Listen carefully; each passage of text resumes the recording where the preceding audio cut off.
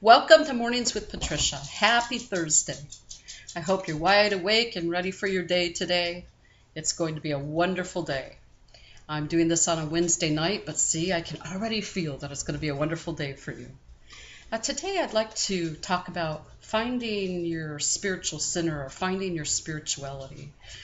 There's so much talk. You know, I think having the human experience. I remember when I was younger, when I was in my 20s, I was always looking for that one thing out there, that special key that would unlock the door to my spiritual understanding. And I started taking classes at Humboldt State University, and I just started taking them as general ed and ended up as a religious studies major as one of my majors, English being the other. And I think when I first started taking the religious studies classes, I thought as I explored all the different traditions, one of those would be just the right one for me.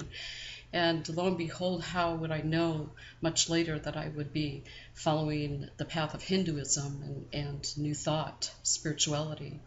So we really don't know where we're going. And what have I learned over the years? I've learned that, as Larry Dillenbeck has often spoke, there's a lot of truth with a small t. But I think the capital T of truth for me is being in love, in my divine love. And when you start to think about things, as Mircea Eliade would talk about, the sacred and the profane, for me, when I start to separate those two, I get lost in that. Because if you think about even the experiences which don't feel good sometimes, I think those are profound spiritual experiences. I have sometimes learned more from those experiences than I have from the ones that have made me feel great, right? Because I've had to explore how I feel inside. I had to dig deeper. I had to find my center with it. And I am just so open and accepting of all traditions. I was raised in the fundamentalist tradition, and that's not my path anymore. But I think there's just so much to be said for all pathways, as long as they're loving. But for me anymore, there's not an X that marks the spot. I'm not on any sort of trek to get somewhere. For me, it's about experience. And that's kind of what I wanted to talk with you about today, is that when you start to categorize this is a spiritual experience and that's not, you may really lose sight of the profound capabilities of the divinity within you to teach you and to maybe, open you up to how spirit shows itself in so many ways.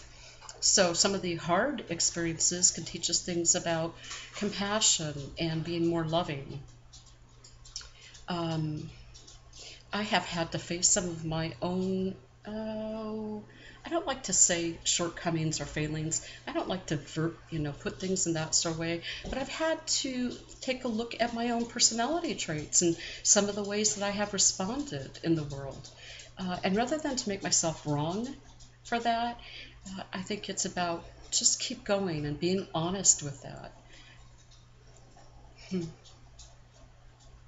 I was just thinking of some of the events, which I won't, I don't need to go into here, but some of the events that have been so huge in my life and so painful, and that have taught me deep, profound spiritual understanding and compassion. And when I talk about compassion, I'm talking about compassion for ourselves as well. It's not just about compassion for others. When you have compassion for yourself, right, then you start to love yourself, and you start to cradle yourself, and you start to understand that, is there one path? For me, no. For others, I know there is, and I so totally accept that. I totally support that experience for people. But for me, one of the things I really like about Hinduism is, for me, it takes me very deep within. It allows me a great sense of the divinity. But when I say that's the only path, I would not say it's the only path. I see all of my friends, and they're on different paths, and I think every path is an important one for that person, for that experience, for that soul practice.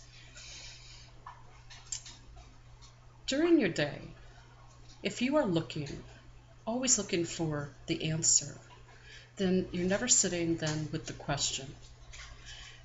And I think that's some of the hardest things to do in spirituality. We're always looking for the answer, but it's sitting with the question that leads us. And as Sri Imad just recently said, I can give you the answer for me. I can't give you the answer for you. You have to provide your own answer, because that comes deep within from your own soul experience, your own human experience. And the one answer is not going to be the right one for everyone. And I think it's really not about the destination. I don't believe there is a destination. I believe we're eternal, so I believe it's an ongoing exploration. I also don't believe that rebirth, personally, is a problem. I feel that I'm completely at choice as a soul, and I have chosen certain lifetimes to learn certain things, and I think there's one. Again, this is my understanding, and so I'm not asking you to believe that. I am just simply sharing of myself with you this morning. I think there's one, and I think the divinity appears as many. They have all these amazing expressions of life and experiences, and then that somehow comes back to the one, and I don't know how that is, but that somehow comes back to the one and informs the oneness. So I'm not looking for an X that marks a spot. I'm not really interested in that, because I don't think there's one spot. I think there's many spots to stand on and have a profound experience. So if you were to do a map across in your day, if you are looking for particular outcomes, and I was just talking to a friend about this today, we were talking about sometimes we get caught up in looking for particular outcomes, and when you look for particular outcomes and you think it needs to be a certain way, you've cut off all the avenues of how the divine could and may show up. And sometimes the way that the divine shows up will just amazingly just knock your socks off. You're like, wow, I could not have thought about that in all of my scenarios of probabilities. That is not one I would have seen coming. And when that happens, I am so delighted by that. I am just amazingly delighted. I like to be delighted by spirit. I like that kind of play. Right? When I get over being so serious about myself and about my life, I see that I'm in this divine play, and it's like this ballet, right? And I don't know, where divinity in me is going to show up with these amazing answers and scenarios. It's fantastic to watch them emerge. It's fantastic to experience. And I'm just so amazed by the creation of spirit. And so if we can just let ourselves be free to experience however spirituality or the path shows up, then we can just walk. We don't have to say, oh, this is the way it has to be. Or I've got to get to this, we're so goal-driven. I'm not sure that for me spirituality is very goal-driven. It's experiential, and it shows up every day as something new.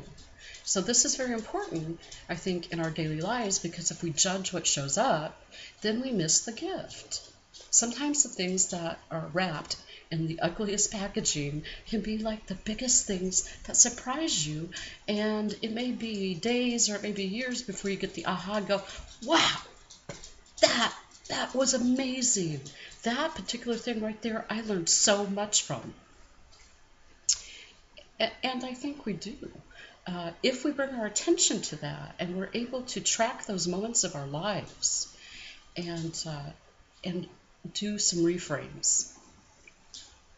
Now, I'm not saying to candy coat things or to sugar coat things, because I don't think that's necessary. What is simply what is, and it shows up. Oh, okay, Nikki's going to start playing, so no, Nikki, now it's not really the time. Well, there's the divine and Nikki showing up wanting to play. So you're going to hear a little background noise and the pitter-patter of tiny dog feet all over the place. So there's life at the Roller family in the evening. Okay, Nikki, here. Okay, so we're going to try to take this toy, and maybe you'll come up here, and maybe it'll be good. All right, little impromptu videotaping. Yeah, okay. So it's kind of like being in my home with me, isn't it? It's kind of fun because here you are, sitting in the family front room, and Nikki's doing the background thing. And so let's talk about distractions. Let's talk about distractions in your life when you're on your spiritual path and you want things to go a certain way, like less background noise, right? When you're taping. You can delight in whatever shows up. So here's the point of that. If when I'm not taping and I'm playing with Nikki, I'm delighted at the way he plays with his toy and growls. And, he's a little dog. He makes a big noise. But here I am taping, and, this could be really inconvenient. But this is how life shows up, over and over and over. Claiming our attention, asking us to be present with each moment, asking us to, say, this is good here, but not here. Right? So just be open to the experience. And just a minute, come here a little bit. There, Nikki, see, there. Look at, you're on video. Look at big ferocious dog on video. Yeah. Good job. Good job. It reminds me, I try not to go over, but it reminds me of raising the kids. Sometimes they're really, really delightful, and then at the most weird moments they do things and you're like, what? It should be, I don't know that it should, but, it can be delightful all the time if you don't need things to be a certain way. Here's divinity showing up saying, Patricia, you don't need things to be a certain way. You're just talking to everybody and telling them. So how do you feel about that? How I feel about that is I feel the rumble of a little Bichon Frise on my lap. I feel his little curls, and I'm grateful for him in my life. I'm grateful for my family and all the animals, but I'm grateful for them all the time, even when it could seem inconvenient. That's what I'm going to ask you today to think about, Even though something may not seem very convenient, where's the spirituality for you in this? Right? Where's the spiritual experience? Don't try to divide, the spiritual from the non-spiritual. Right? We're either divine or we're not. Right? We're divine and human, fully divine. And it's so amazing to have that experience. If we can allow ourselves just to settle into that, not fight the flow, be amazed at what shows up. Be amazed at your receptivity and your ability to see divinity, see spirituality, see the gift everywhere you look. Right? You just never know. You just never know how it's going to show up. It's a gift to be alive. Thursday morning. I hope it's a really, really good one for you. I hope that you feel some great connections today. I hope you're delighted and surprised also by yourself. I hope you're delighted, by yourself. I hope you're delighted in yourself. I hope you get that opportunity today to feel that. So, okay. 1, 2, 3. Oh my God, I love myself. And I love you. Thank you so much. I'll see you tomorrow.